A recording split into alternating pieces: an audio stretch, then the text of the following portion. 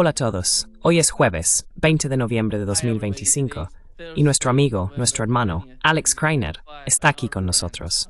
Bienvenido de nuevo, Alex. Gracias, Nima. Es un placer estar contigo de nuevo y un cordial saludo a toda la audiencia. Por favor, suscríbete y dale al botón de me gusta para ayudarnos a llegar a más gente. Alex, déjame empezar con el caso de Ucrania y lo que está ocurriendo en Europa, principalmente. Los franceses, tenemos al jefe del Estado Mayor en Francia, están diciendo que los franceses deben estar preparados para perder a sus propios hijos. Alemania también se está preparando. Dicen que la amenaza de Rusia está más cerca que nunca. ¿Qué está ocurriendo en la mentalidad de los europeos? Esto es lo que dijo el secretario de Defensa del Reino Unido sobre la guerra con Rusia.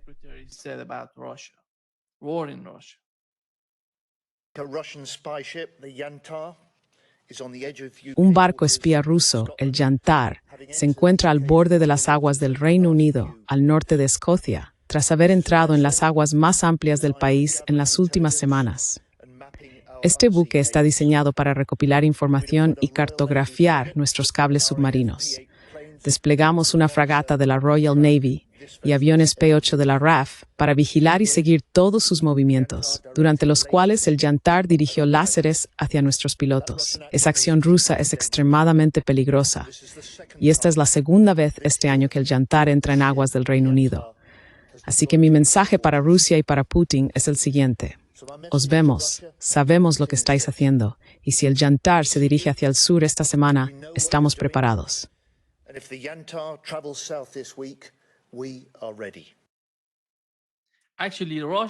En realidad, Rusia lleva más de 4 años observándote atacarlos en Ucrania. ¿Qué está pasando en Europa, Alex, teniendo en cuenta la situación en Ucrania?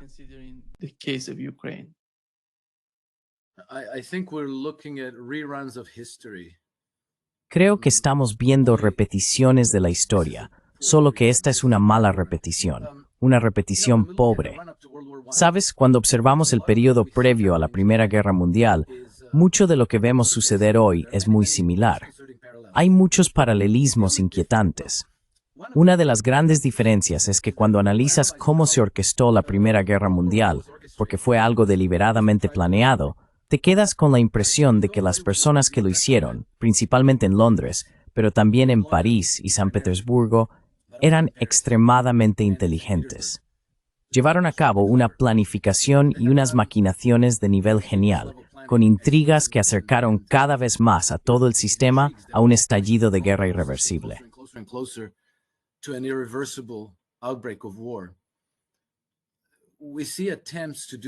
Vemos intentos de hacer lo mismo aquí, solo que no es ingenioso.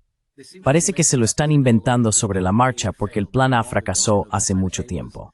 Ya sabes, el plan A consistía en provocar a Rusia para que quedara atrapada en un atolladero en Ucrania. Occidente unido se levanta. Todos vamos a la guerra contra Rusia. Les imponemos sanciones nucleares, el mayor paquete de sanciones jamás impuesto a ningún país en la historia. Y básicamente quebramos la columna vertebral de Rusia. Vladimir Putin cae y tomamos el control. Instalamos a Alexei Navalny o alguna nueva versión de Boris Yeltsin, y entonces Rusia es nuestra. Luego preparamos todo para ir contra China e Irán. Ese plan fracasó casi de inmediato.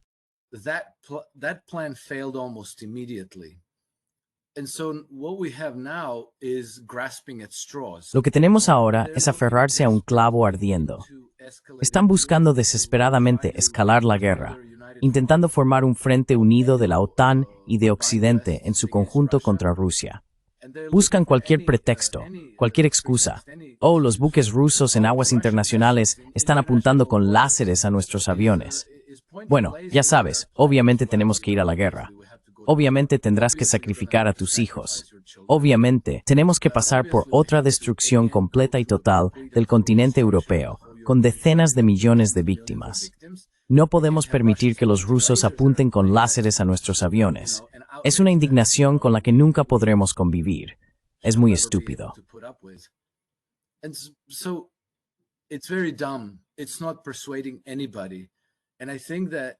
No está convenciendo a nadie. Y creo que los padres de los hombres jóvenes y los propios hombres jóvenes de toda Europa no están convencidos.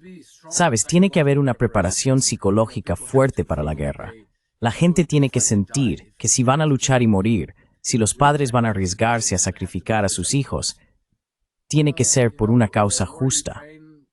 La guerra en Ucrania es una causa agotada. Vladimir Zelensky está hasta el cuello en un escándalo de corrupción muy feo en este momento. Está perdiendo apoyo público en su país. Bueno, prácticamente ya lo ha perdido. Su ejército se está desmoronando mientras hablamos. Las deserciones son varias veces más altas que el año pasado y el anterior.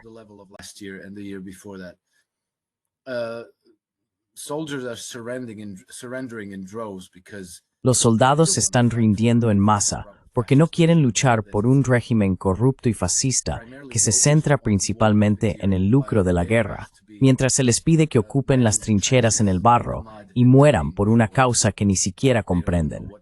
Y así, mientras las potencias occidentales, me refiero principalmente a Londres, París y Berlín, ven cómo sus proyectos favoritos se desmoronan, ahora intentan desesperadamente encontrar una forma de mantenerlos en marcha, incluso a costa de sacrificar a sus propias poblaciones. Jóvenes británicos, jóvenes franceses, jóvenes alemanes, jóvenes polacos, a quien quiera que puedan manipular de algún modo para perpetuar la lucha.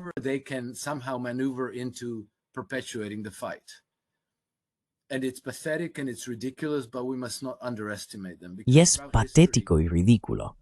Pero no debemos subestimarlos, porque a lo largo de la historia, un pequeño puñado de hombres ha sido capaz de definir los destinos de pueblos enteros, países e incluso continentes.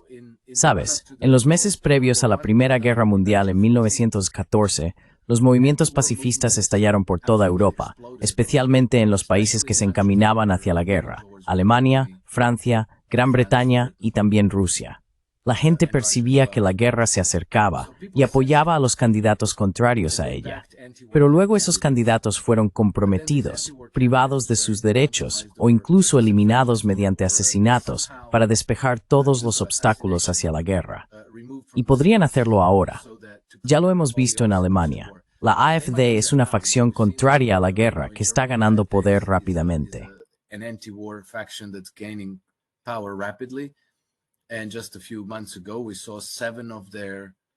Y hace solo unos meses vimos como 7 de sus candidatos de Renania del Norte-Westfalia caían muertos en el transcurso de 2 semanas.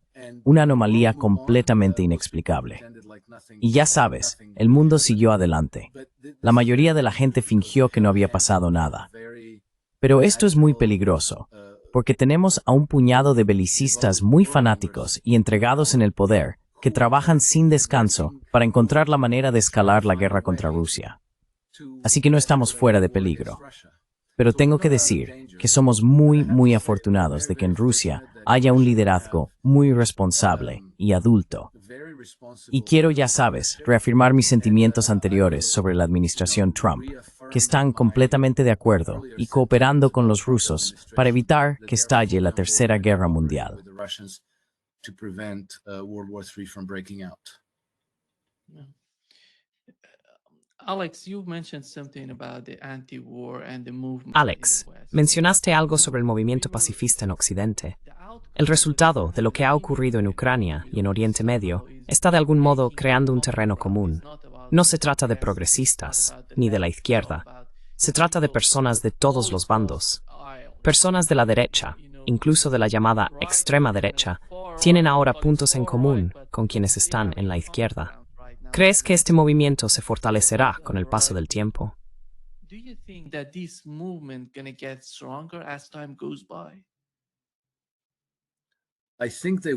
Creo que lo harán.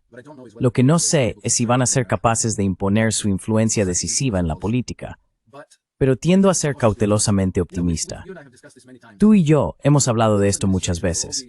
La administración Trump, a pesar de toda la locura caótica de su retórica, sus fintas, y ya sabes, las distracciones, los despistes, y todo lo que vemos salir de allí, las pruebas que observo sugieren firmemente que están trabajando sinceramente por la paz. Hay muchas razones para discutir esto, si hablamos de Ucrania, Israel e Irán, Yemen, Venezuela, lugares así, Porque Trump casi deliberadamente crea este tipo de preparación robusta para la guerra, al mismo tiempo que negocia con sus homólogos. At the same time as he's negotiating with his counterparts, and then later you realize, Y luego te das cuenta de que no parece que él haya tenido nunca la intención de ir a la guerra. Pero hay un lugar que no está en el radar de nadie, que no es un nombre conocido, donde Trump no recibe ningún reconocimiento.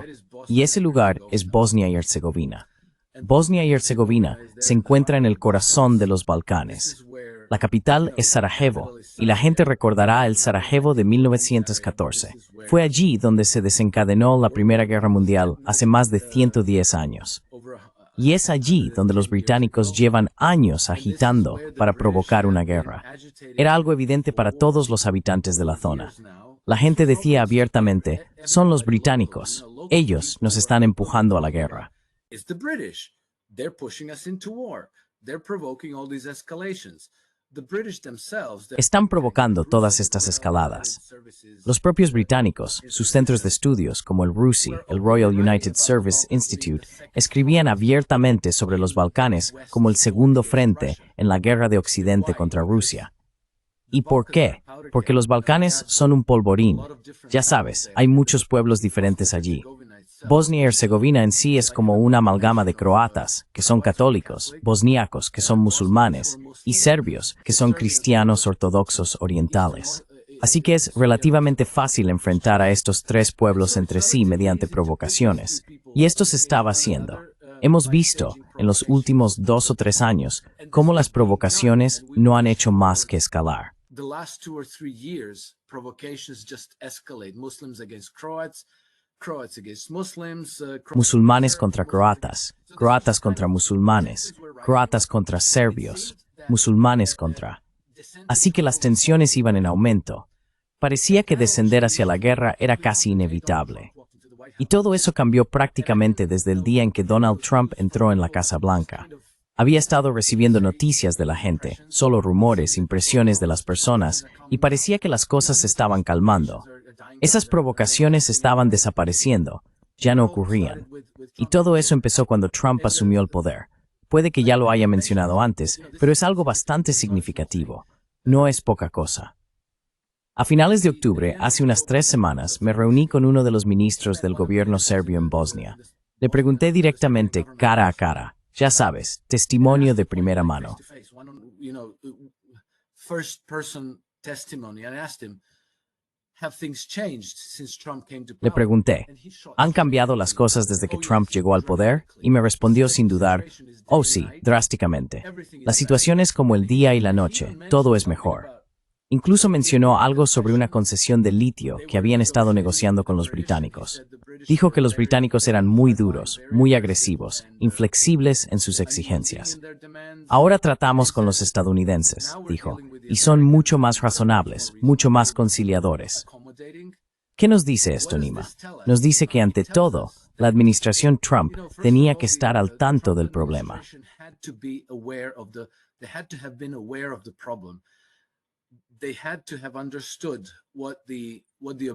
Tuvieron que haber entendido cuáles eran los objetivos de los británicos.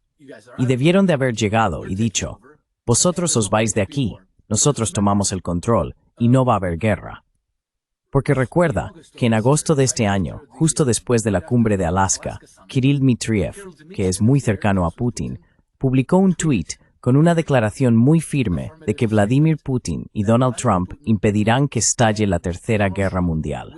Y no dijo, deberían impedirla, podrían impedirla, o quizás la impidan. Dijo, la impedirán. Y ahora Trump queriendo y haciendo en secreto todo este tiempo.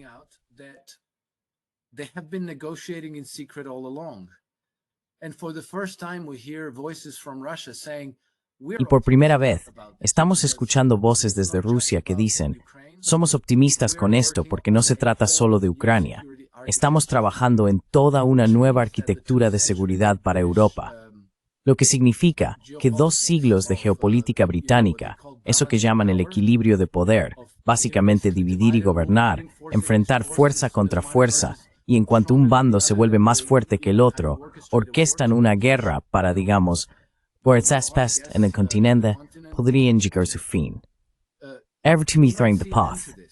Nitsauk yuker kimye moskrera mor buteravings. Now es un isal gordo. But this is not random, you know, Sabes, la reducción de tensiones en Bosnia se hizo de forma deliberada y con pleno conocimiento de la situación. Y no se hizo por motivos políticos, porque ya sabes, si hablamos de Israel, es más difícil de analizar. Hay un fuerte lobby israelí en Estados Unidos, y están los cristianos evangélicos. Así que todo es muy político. Hagas lo que hagas, estás complaciendo a algún grupo de interés en tu propio país. La situación en Ucrania también es muy delicada, porque implica a todos los aliados tradicionales de Estados Unidos. Así que todo lo que hacen tiene que, de nuevo, ya sabes, desviar, apaciguar o engañar a alguna parte de la ecuación. En Bosnia no era así.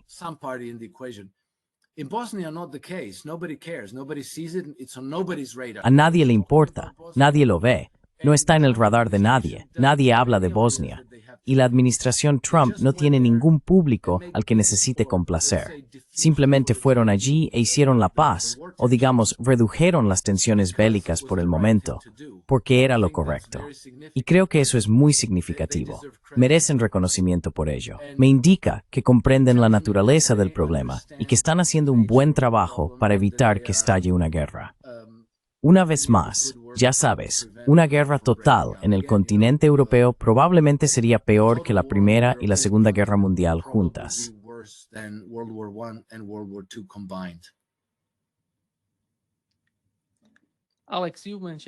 Alex, mencionaste la administración de Trump. No sé muy bien cómo decirlo, pero siento que si Marco Rubio hubiera sido vicepresidente, podrían haber asesinado a Donald Trump.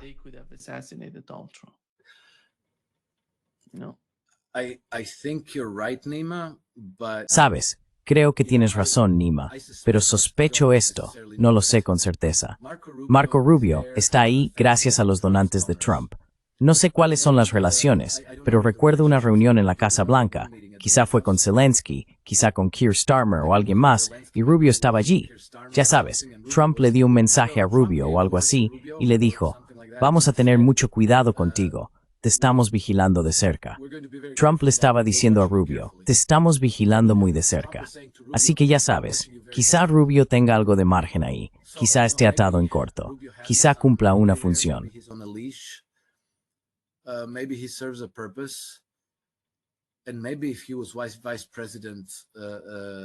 Y quizá, si él fuera vicepresidente, si fuera el vicepresidente, entonces quizá tenga razón. Tal vez alguien haría el esfuerzo de asesinar a Donald Trump. Pero ahora mismo, con J.D. Vance como vicepresidente, habría que asesinar a los dos. No lo sé. Pero sí, sin duda, hay una especie de guerra civil latente en Estados Unidos y dentro de la administración. Y creo que eso es normal, porque las personas que más se beneficiaron del orden global posterior a la Segunda Guerra Mundial son hoy algunas de las más poderosas del mundo. Y sin duda, todavía tienen una influencia política muy considerable. Van a estar en todas partes.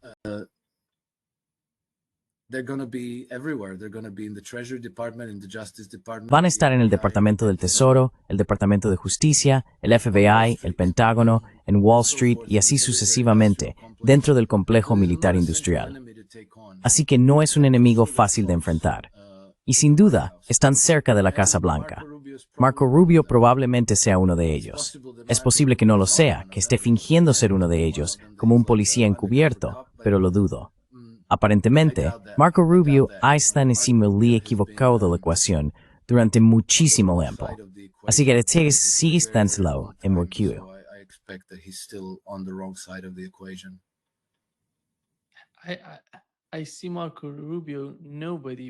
Veo a Marco Rubio como un don nadie, sin el apoyo que recibe del lobby. ¿Quién es Marco Rubio, Alex? Se esforzaron muchísimo por hacer de Marco Rubio el vicepresidente de Estados Unidos.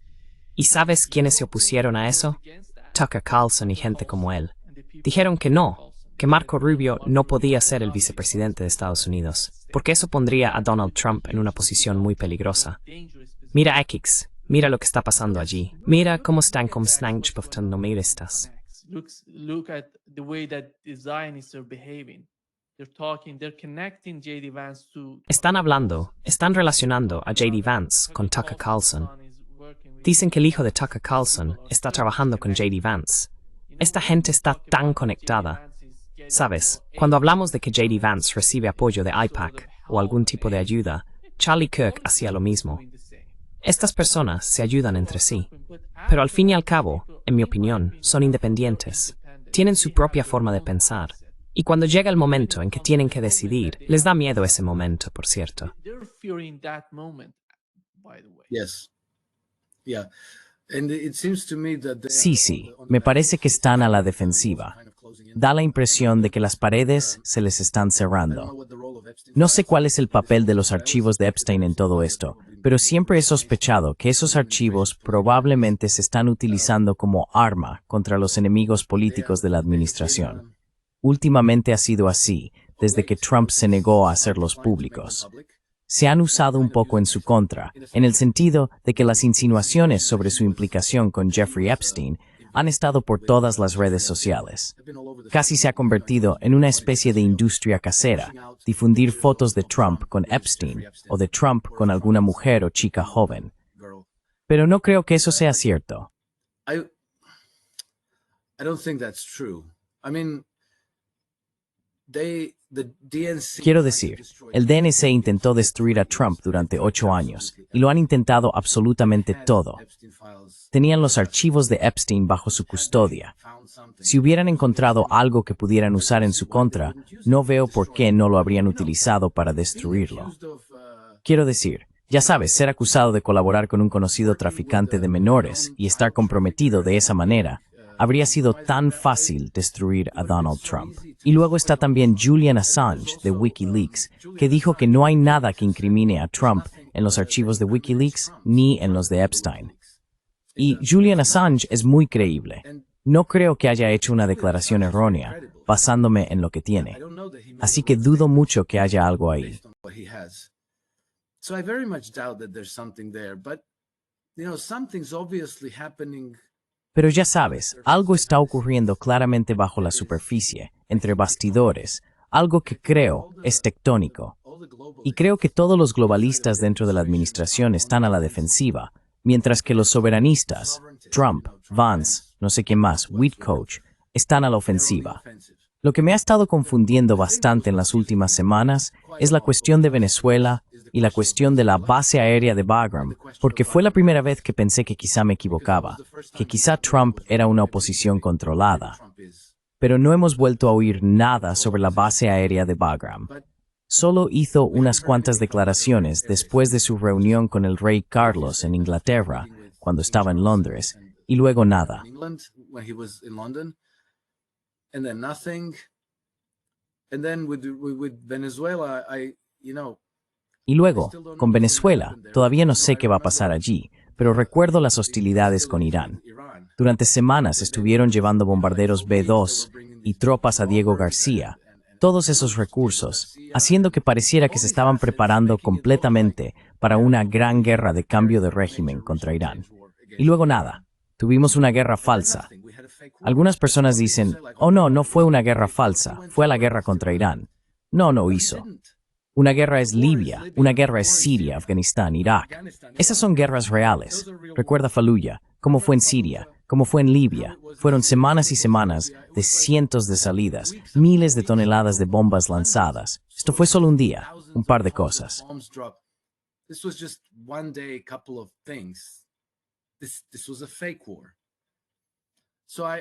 Esta fue una guerra falsa, así que todavía espero que la situación en Venezuela se resuelva de una manera similar, porque acabamos de enterarnos hace unos días de que mientras toda esta escalada y retórica tenían lugar, abrieron negociaciones con el régimen de Maduro. Y no he sabido nada de Machado en unos días. No sé qué le ha pasado, pero ha desaparecido un poco del radar mediático. Así que ya veremos. Pero en general, a juzgar por las declaraciones que llegan desde Rusia, me parece que está ocurriendo algo real, que el sistema global está cambiando, pasando de estas guerras permanentes y eternas a algo diferente, una nueva arquitectura de seguridad que con suerte nos traerá una paz duradera.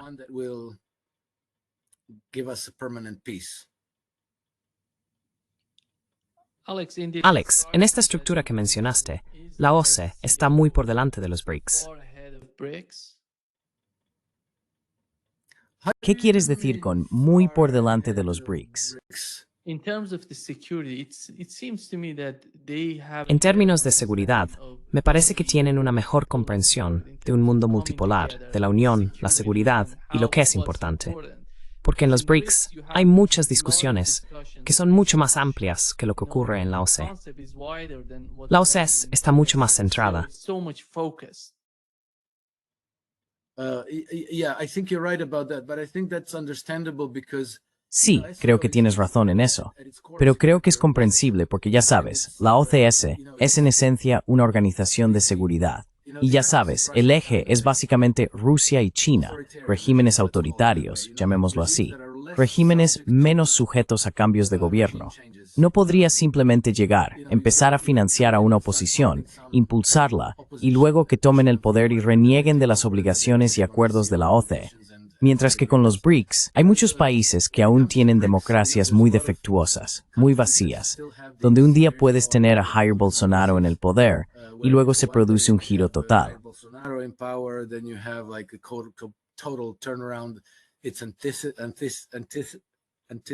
Es la antítesis, ya sabes, Lula da Silva.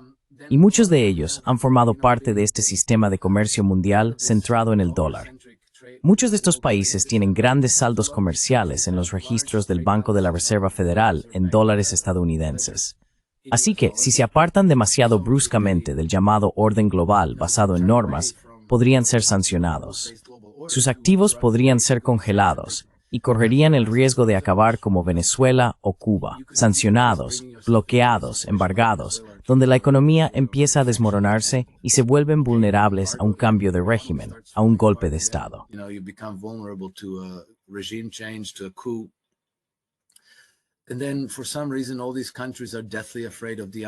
Y luego, por alguna razón, todos estos países tienen un miedo mortal al FMI.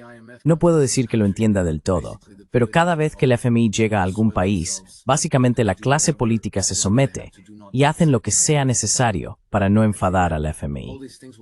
Creo que todas estas cosas llevarán tiempo en cambiar, en debilitar al FMI, en superar el miedo a las sanciones económicas y a los embargos comerciales, y a perder el acceso a sus activos en los sistemas bancarios occidentales.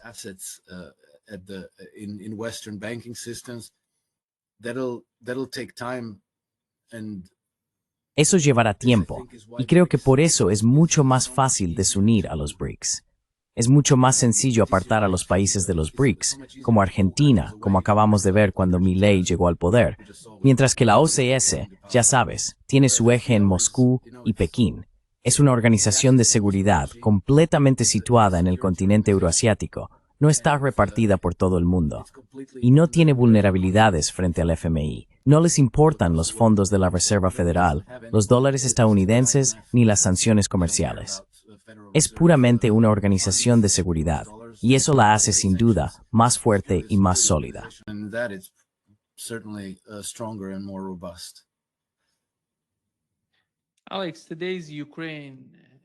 Alex, la Ucrania de hoy, en mi opinión, es un campo de pruebas para el complejo militar industrial. Y todas las comisiones que van a parar a los bolsillos de esos líderes en Europa, principalmente en Europa, no quieren perderlas. Por otro lado, la situación política en Europa no es lo suficientemente estable como para mantener eso, y no saben cómo afrontarlo. Pero al fin y al cabo, cuando miras a Europa hoy, ¿crees que existe algún movimiento alternativo en Europa que pueda sustituir al actual? Oh, absolutely. Oh, absolutely, Nima. And those Oh, absolutamente, Nima. Y esos movimientos son bastante fuertes en cuanto al apoyo público. Pero ya sabes, las personas en el poder han hecho todo lo posible para asegurarse de que esas personas nunca lleguen al poder, de que nunca puedan tomar el control de la política económica o especialmente de la política exterior del país. Y luego, ya sabes, las élites globalistas controlan los medios, así que les resulta relativamente fácil destruir cualquier oposición, generar histeria sobre Rusia. Hoy en día, en Alemania, por ejemplo, cualquiera que quiera defender un cambio de política es inmediatamente etiquetado como un leal a Putin, como un títere ruso. A loyalist, as a Russian stooge, and the level of hysteria that has been. Y el nivel de histeria que se ha creado en torno a Rusia es tal que roza el suicidio político.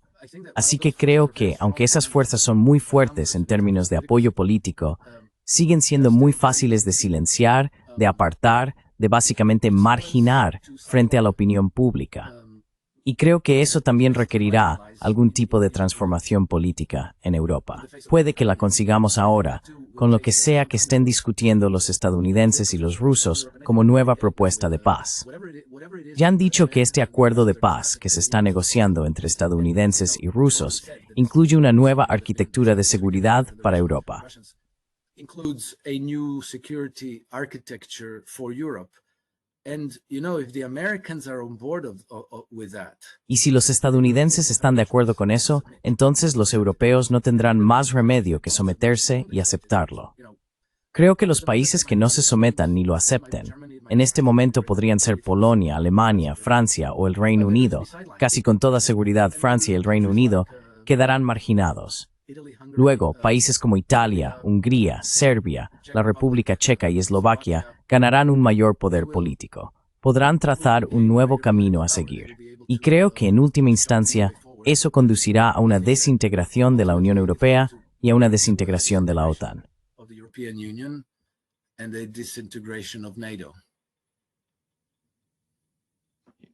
Did you watch the way that Kaja Kallas ¿Viste cómo respondía Kaja Kallas? No sé si leíste el artículo que escribió, quizá fue en el Wall Street Journal o en el Washington Post, no recuerdo cuál, pero hablaba de cómo el poder está totalmente concentrado en las manos de Ursula von der Leyen. Estas son las dos figuras principales en Europa, y están enfrentadas entre sí. Si Estados Unidos decidiera mañana abandonar Europa, ¿quién reuniría a toda esta gente?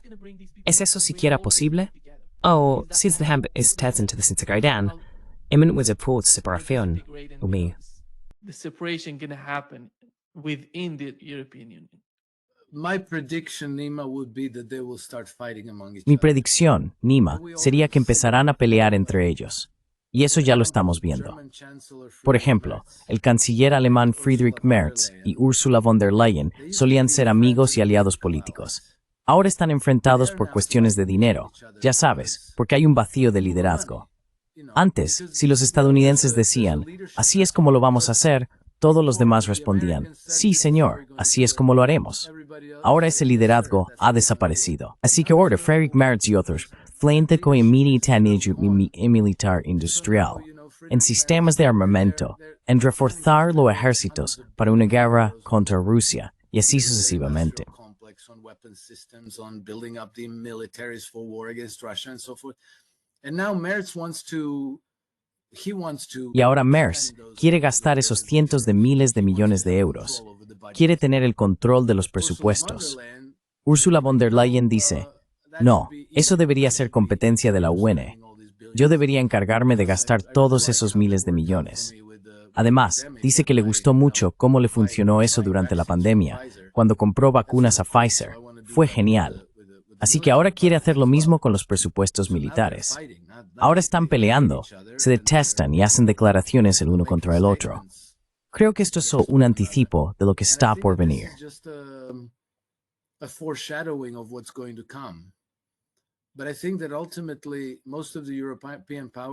Pero creo que en última instancia, la mayoría de las potencias europeas van a tener que someterse al poder de Rusia y al poder de Estados Unidos. Y si Estados Unidos y Rusia están de acuerdo, entonces los europeos no tendrán otra opción, simplemente tendrán que alinearse. Creo que eso va a suceder a través de una transformación democrática. Ya sabes, Emmanuel Macron en Francia va a caer, alguien más ocupará su lugar. Friedrich Merz va a caer en Alemania. No sé qué pasará con Gran Bretaña. Ya sabes, eso es un pozo negro. No sé cómo va a poder transformarse Gran Bretaña. No hay selectos Gran Bretaña. Sí, pero al menos, ya sabes, en el continente europeo, quizá todas las trampas de guerra se desactiven, como en Bosnia y Herzegovina. Desde luego, espero que eso ocurra y que veamos surgir un futuro realmente diferente. Y luego, ya sabes, veremos qué pasa con Gran Bretaña, pero quizás se vea sometida a presión internacional para reformarse, porque ya sabes, hay muchísimos países que han tenido agravios contra el Reino Unido durante siglos.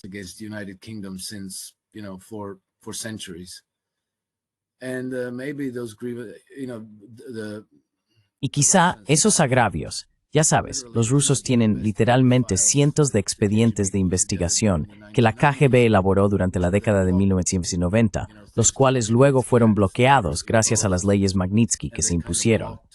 Eso bloqueó, en cierto modo, el funcionamiento del derecho internacional y la cooperación judicial entre naciones. Creo que eso podría tener que abrirse por la fuerza. Y si se investigan esos expedientes, si se toman declaraciones de testigos, si se contratan investigadores y abogados en lugares como Nueva York, Zúrich y Chipre, entre otros, creo que, en última instancia, el saqueo y el expolio que ocurrieron durante la década de 1990 se rastrearán hasta personas físicas concretas, hasta las familias que se beneficiaron de ello.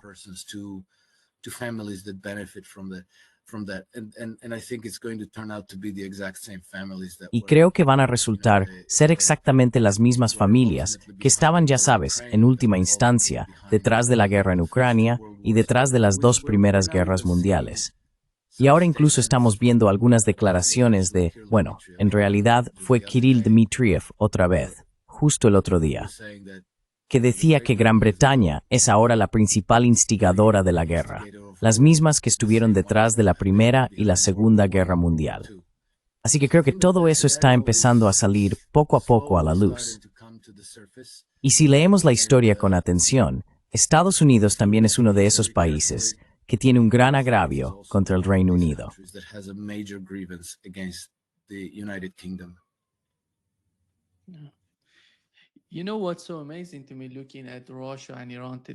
¿Sabes qué me resulta tan asombroso al mirar a Rusia e Irán hoy y la manera en que el establishment del Reino Unido los percibe? Odian a ambos, odian a Irán y a Rusia, y también a sus pueblos. Lo que me parece increíble es que la gente de esos países entiende perfectamente que la línea del frente no es Estados Unidos. La línea del frente es el gobierno británico. Ya sabes, es una larga historia, pero ellos dirigen el espectáculo sin estar en la primera línea. Sí. Y ¿cómo ves que la administración Trump, o las administraciones que vengan después, comprendan lo que está ocurriendo? Porque ahora mismo, viendo cómo el Reino Unido se está acercando a China, va a ser lo mismo. Pero ¿pueden los Estados Unidos gestionar ese tipo de conflicto directamente con China, como lo están haciendo ahora con Irán y Rusia? Lo dudo. Realmente dudo que Estados Unidos vaya en esa dirección para enfrentarse a China.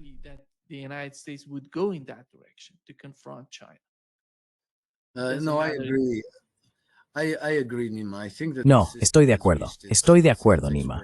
Creo que este sistema ha llegado a su fecha de caducidad.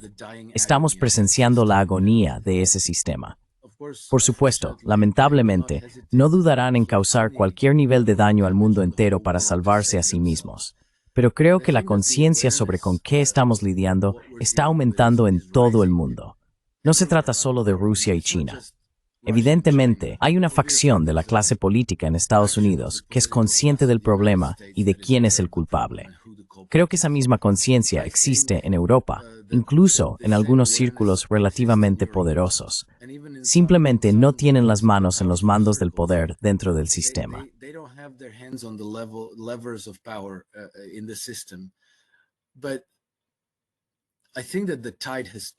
Pero creo que la marea ha cambiado y no hay ninguna posibilidad de que puedan imponerse a China.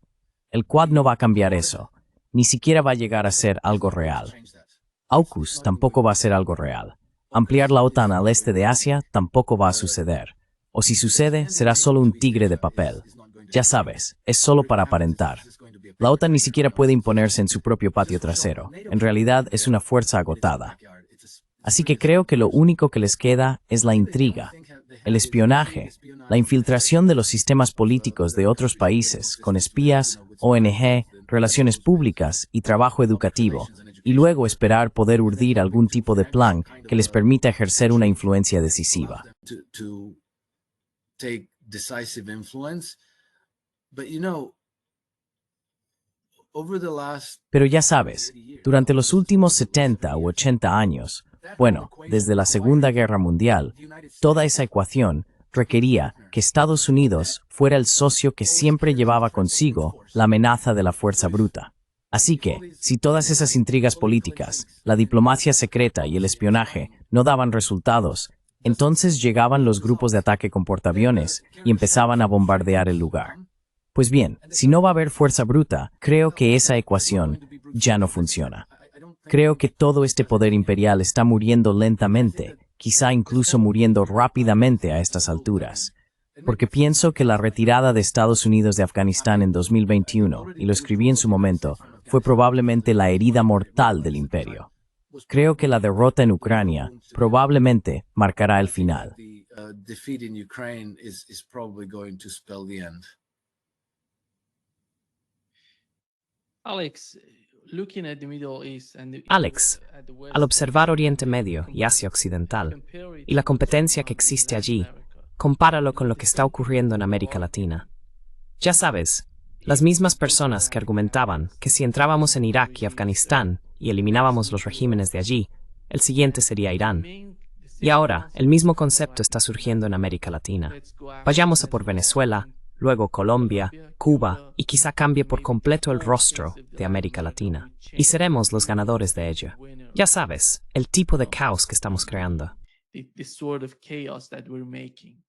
But the same strategy has failed in the West Asia. Pero la misma estrategia ha fracasado en Asia Occidental. Can these people- ¿Cómo pueden imaginar estas personas que obtendrían algo diferente? those people who are arguing Para quienes están discutiendo, ya sabes, hablas de la administración Trump. know that Pero sabemos que el sistema, la administración, está bajo mucha presión desde distintas direcciones.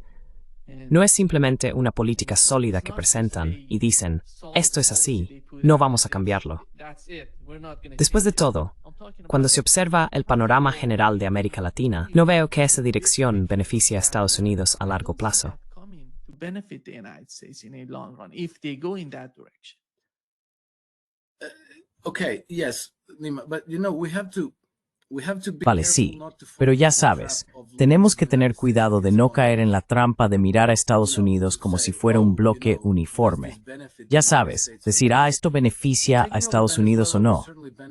Tomar el control de Venezuela sin duda beneficiaría a Wall Street y al cártel bancario global, por supuesto. Y ellos son siempre la fuerza motriz definitiva detrás de las guerras. No beneficiaría a Estados Unidos más de lo que lo hizo tener hegemonía en Oriente Medio, el Lejano Oriente, Europa y de Afro y Sudaméricas, en el de Mors Procure en Segunda Guerra Mundial. It's trace over the words and They've jurisnur. already been the hegemon in most places around the world. So probably the effect would be, you know, of taking Así que over probablemente control of el efecto de tomar el control de Venezuela sería el mismo que ya hemos visto durante las últimas 7 décadas. for the last Beneficiaría principalmente a Wall Street, beneficiaría a las grandes petroleras y a las grandes empresas mineras de recursos, beneficiaría al complejo militar industrial y quizá a algunos otros grupos de interés, pero no beneficiaría a Estados Unidos, no beneficiaría al pueblo estadounidense, no crearía empleos en Estados Unidos. Es Solinu, no se crea gasolinera para los estadounidenses. Todo sería igual, simplemente se recompensó solamente en squalls de la guerra. reward greatly the traditional instigators of war. So this is, you know, why Así que esto es, ya sabes, porque yo, ya sabes, veo lo que está pasando en Venezuela, y es convincente. Pero ya mencioné que Trump, durante el periodo de campaña de 2023-2024, ha sido categórico en que pretende atacar y privar de poder a las élites financieras globales. Eso es algo muy aleatorio que decir. No es el tipo habitual de campaña, porque podrías hacer campaña a favor o en contra del aborto, la oración en las escuelas, la inmigración, cuestiones antidemocráticas contra el DNC. La gente estaba harta de Biden, los Clinton, el DNC y Obama. Nadie te estaba preguntando por las élites bancarias. nobody was asking you about the banking elites. Nobody was asking you about Wall Street and City of London. Nadie te estaba preguntando por Wall Street ni por la City de Londres. Así que, si Trump menciona esto, si está pidiendo poner fin a su dominio, eso me dice que él y la gente que le rodea han reflexionado sobre el asunto, que entienden el problema y tienen la intención de afrontarlo. Si intentara cambiar el régimen en Venezuela, estaría utilizando el dinero de los contribuyentes estadounidenses y poniendo en riesgo la vida de marines, pilotos y militares de Estados Unidos. Sería un enorme riesgo político, porque podría salir mal. Hace unos años, los talibanes les dieron una paliza en Afganistán, ¿no? Así que siempre existe el riesgo de que todo salga mal. So there's always a risk of it all going wrong. So to go through with this, Así que llevar esto a cabo, en detrimento del sistema en general, de todo el país, para beneficio de Wall Street y del complejo militar industrial, no tiene ningún sentido para mí. Eso me indica que o bien ha perdido la cabeza, o es una oposición controlada, o está fingiendo todo el asunto, como hizo con Corea del Norte en 2017 y con Irán hace un par de meses. Y ahora está haciendo lo mismo otra vez, montando un gran espectáculo, mientras al mismo tiempo negocia con el régimen de Maduro. Parece que eso es exactamente lo que está ocurriendo. Así que, por el momento, reservaría mi juicio sobre Venezuela. So I'd reserve my judgment on Venezuela for the moment, and then by extension, Cuba and all the other countries. Y luego, por extensión, Cuba y todos los demás países. Pero me parece incoherente con su estrategia principal, o al menos con su misión, si es que no tiene una estrategia. Está claro que sí tiene una misión. Veamos qué pasa, porque si Maduro se mantiene en el poder como lo hizo después de 2019, cuando todo este espectáculo sobre Venezuela comenzó bajo Trump, entonces podremos decir que esto fue tan falso como la guerra contra Irán. Aún así, soy optimista y creo que Trump dice lo que piensa, que no ha perdido la cabeza, que no es una oposición controlada y que simplemente actúa así porque probablemente no le queda otra opción.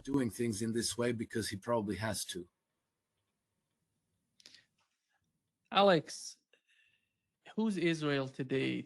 Alex, ¿quién es Israel para Estados Unidos hoy en día? Cuando ves a Ben Salman ir a Estados Unidos y dar, ya sabes, las inversiones que están haciendo allí son increíbles en mi opinión. Pero todo lo relacionado con Israel es solo dar, dar, dar. Nada vuelve de Israel. Ese es el proyecto. ¿Está a punto de fracasar este proyecto británico, en tu opinión? British project, is it about to fail in your opinion? I believe so. I think there's no question about it. Sí, creo que sí. No tengo ninguna duda al respecto. Llevo años diciendo que si yo fuera sionista, no confiaría demasiado en Trump. Y creo que eso se está volviendo bastante evidente. Obviamente no pueden tratar a Israel de manera abiertamente adversarial, debido a la clase donante, a los sionistas judíos, a los evangélicos cristianos, que son todos sectores muy poderosos y extremadamente apasionados del espectro político estadounidense. Pero cuando observas lo que está ocurriendo, te das cuenta de que Israel está en una posición cada vez peor. Trump no recibe órdenes de Netanyahu. Es al revés. Trump isn't taking orders from Netanyahu, it's the other way around. I think it's kind of significant that when Trump Creo que es bastante significativo que cuando Trump hizo las paces con los yemeníes, fue otra de esas cosas que pasaron desapercibidas y de las que no se ha hablado. El acuerdo fue básicamente, de acuerdo, no ataquéis más nuestros buques en la región, por favor, muchas gracias, pero ni una palabra sobre no atacar a Israel. Eso sería una omisión muy, muy importante para cualquier administración estadounidense. Y luego, ya sabes, los gestos simbólicos. J.D. Vance yendo a Israel y no al Muro de las Lamentaciones, sino a la Iglesia del Santo Sepulcro. Trump dando un discurso en el Knesset, en el que en realidad avergüenza a Netanyahu y a Herzog y a su, ¿cómo se llama?, la donante, la señora. The donor, the lady, I can't. Yeah. Sí, Adelson. Miriam, Miriam Adelson. Miriam Adelson. Miriam Adelson. Es todo muy extraño, ¿sabes? Muy inusual y muy diferente del tipo de política conciliadora a la que nos hemos acostumbrado. Y por desgracia, como no nos lo están explicando claramente, hay que usar la imaginación. Pero si el objetivo, como en el caso de Ucrania, es cambiar por completo la arquitectura de seguridad en la región, entonces creo que Israel o bien tiene que desaparecer o pasar por una gran, llamémosla, transición democrática. Y en ese sentido, no creo que la solución de dos estados sea ya realista. Creo que tendrá que ser una solución de un solo estado. Y quién sabe, tal vez no se llame Israel, tal vez se llame Palestina. Y quizá judíos, cristianos y musulmanes vivan en paz por una vez.